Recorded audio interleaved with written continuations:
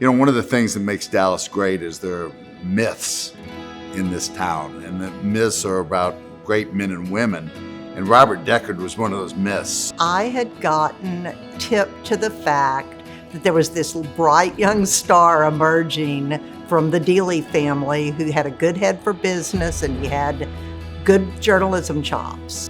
I did a little more digging, found out that he had been the head, they called it president of the Harvard Crimson, and I was really intrigued. And so I gambled and came to work here, and it paid off. I'd lived in Boston during college. I'd come to appreciate how a really vibrant city center works.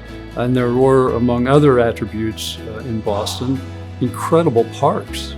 So whether I realized it or not, very early on, I was connecting the idea of open space, parks, with a city center that worked, that had potential. You know, Dallas was a place that was more thought about being concrete and vertical and building things, but we didn't take time to let grass grow.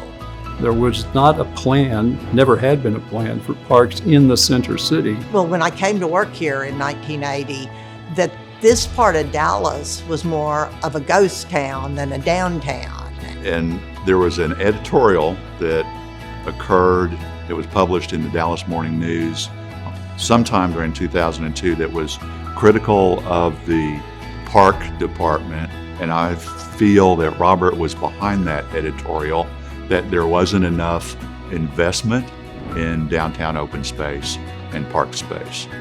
And my boss at the time, Paul Dyer, took it upon himself to have a face-to-face meeting with Robert to explain why that situation had manifested itself over a long period of time. Nothing happens in government in a short period of time. It's evolutionary. You have to get involved with the existing leaders and think about who the future leaders will be. You have to understand what their respective priorities are. There was no political constituency, and no one on the Dallas City Council felt there was a need to invest in parks and open space in downtown. So Paul challenged Robert to, as the next step, to come up with funding for a downtown park master plan, which is something he undertook with gusto starting in 2003. And once we got going, it was remarkable what happened. But every project was complicated. There's so many of these projects that could have been stopped if we didn't have that sense of urgency and at the same time that spirit of service that he embodies. The impact of the parks is seen every day. And I can use Harwood as an example. Now we have this beautiful park, pickleball courts, and an outdoor theater area, and dog parks, and our employees go eat lunch there. These parks, they've changed downtown. Parks have brought people out on the streets, and it's created a vibrant and comfortable place to walk.